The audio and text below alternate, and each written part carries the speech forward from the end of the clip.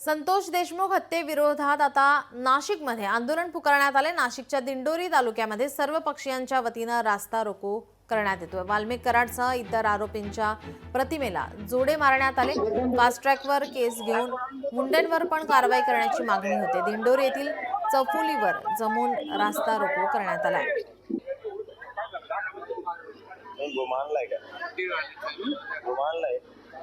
रास्ता रोको केल्याने काही काळ नाशिक दिंडोरी मार्गावरील वाहतूक विस्कळीत झाली होती।